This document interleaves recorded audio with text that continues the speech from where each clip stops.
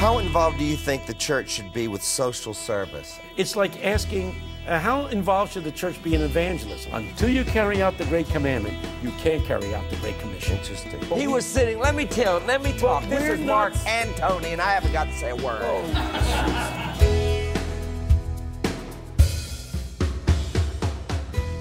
Well, the charitable way, The United Way. United Way, and it has a division called Charitable Way, No, right? It has an option called Charitable Choice. Charitable Choice. So when you make your pledge to the United Way, you write in your choice. Now, what you really need to do is more than that. The United Way, if you're approved by them, gives you a number, do you see? And you write in the number. Do you see? It'll get there anyway, but you write in the number. I want it going to Urban Promise Camden. The number is, they look it up in their system, and that's where the money will go. Interesting. That's good.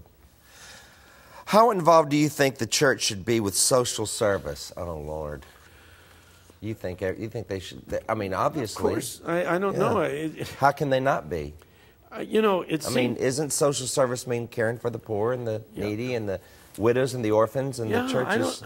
It bothers me that the question even comes up. I know. You know, it's like asking, how involved should the church be in evangelism? I know. You know, it's your life and blood. But you know what I find interesting? And may I say, helping the poor is just as much the calling of the church as evangelism. Right. Well, yeah. You can't live out, I always love this line from Brennan Manning. You can't live out the Great Commission, winning the lost. You can't carry out the Great Commission until you first carry out the Great Commandment, to love your neighbor as yourself. Whoa. Until you carry out the Great Commandment, you can't carry out the Great Commission. Interesting. That'll preach, won't it? Yes, it will.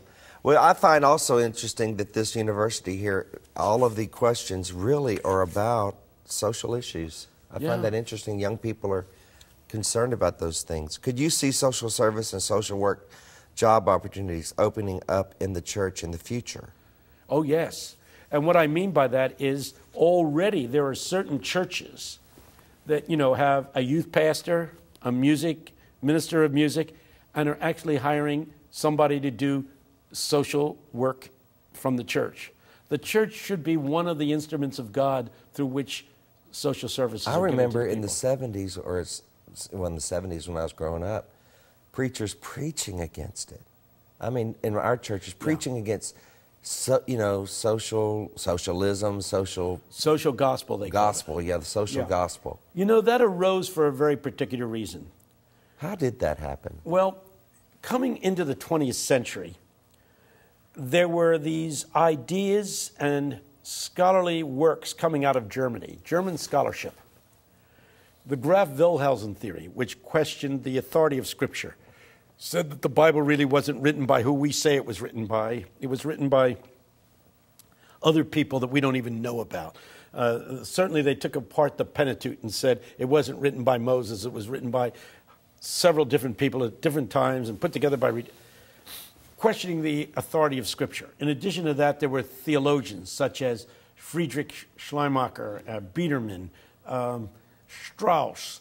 These German theologians raised questions about the divinity of Christ, questioned whether there were ever such things as miracles.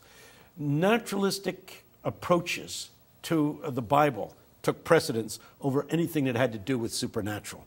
Anything that was supernatural was cut out of the Scriptures. This was impacting American churches dramatically. At a particular point, a group of people wrote a set of books, very scholarly books. About 1911, they came out. It was 1911, called The Fundamentals of the Christian Faith. 12 books, paperbacks. I own 6 of them. I can't find the rest, in light of the fact that there were 11 million copies of these things sent out. And the Fundamentals of the Christian Faith basically were brilliant theological defenses of each of the doctrines of the Apostles' Creed. Brilliantly done. Harry Emerson Fosdick, a preacher up in New York City, preached a sermon, Shall the Fundamentalist Win? He gave us the name, fundamentalist. Oh, really? He invented the word. That's where it came from. They were the people who held to the fundamentals of the Christian faith. In that respect, I'm a fundamentalist.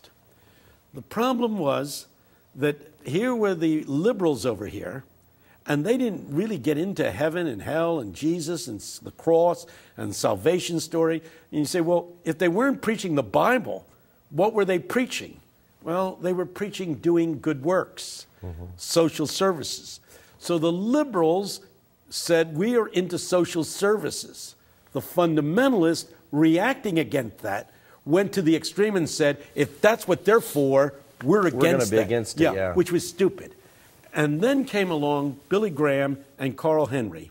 Carl Henry and Billy Graham worked together, producing a book called The Uneasy Conscience of Evangelicals. It came out in 1954, and in it it said, evangelicals have got a problem. They're talking about being saved, and preaching the gospel and getting people into heaven is all what it's about.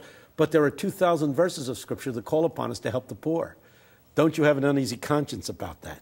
Since that time, evangelical churches have become very socially conscious. So that this school, this particular school, which is such an evangelical bastion of truth, has a social work department. I would say if you went down to the Gulf Coast after Katrina, you would find more fundamentalists cleaning up the mess, fixing up the houses than anybody else. Yep. That all of a sudden the fundamentalists, or as we now call them, evangelicals, caught the message. And man, they are in to helping the poor like nobody can imagine. They're doing a brilliant job. If Babylon, our Babylon does fall, and we live to see it and see the aftermath, it might be interesting to see how the church rises up. And does it meet becomes the challenge? The church. Yep. Yeah, I think this fiscal crisis is crucial.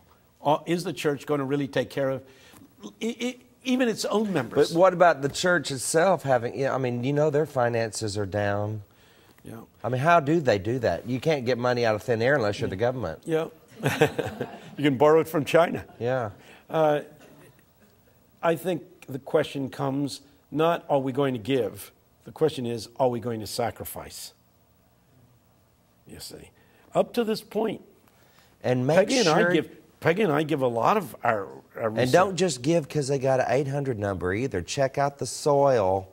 Yeah. You don't throw your seed on Interstate 45 and expect tomatoes. But check out the soil when you plant your seed.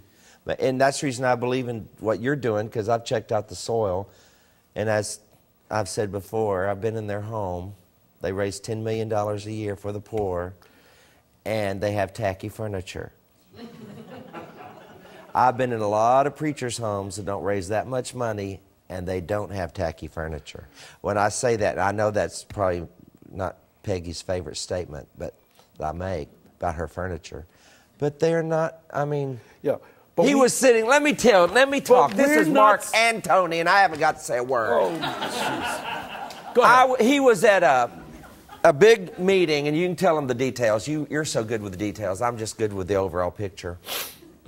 But Mr. Frugal over here, is that the only coat you have right now? Well, it's the only one I got carried with me You this bought trip. that one probably when the whole... he was sitting next to like a king and a president. I was at the Clinton initiative and sitting next to Jerry Adams of the IRA on one side. Yeah. And the Prince of Denmark on the other. All right, and Mr. raises $10 million a year and can't buy a good coat. Raises his fork, and his coat is so worn out, his elbow rips through. Sitting next to the king of whoever. And he walks across the street, says, can y'all give me, and he bought a coat. And you spent like $80, the most you've ever spent on a coat. Yeah, and I don't wear it very much because it's so good. It's so good. But see, going broke won't be a big deal for you. But the thing... so what, Babylon falls? It's just another day for you. You're broke. My wife is here. The rest of us are in trouble. Yeah, well, that's because you don't follow Peggy's example. She spends half of her life in thrift shops. Do you see this jacket I'm wearing? Yeah. It looks better than your jacket. It cost $8 at a thrift shop. All right. Well, every head bowed, every eye closed. That's right. We'll do another session and we'll have a few more shows. Thank y'all. Thank you.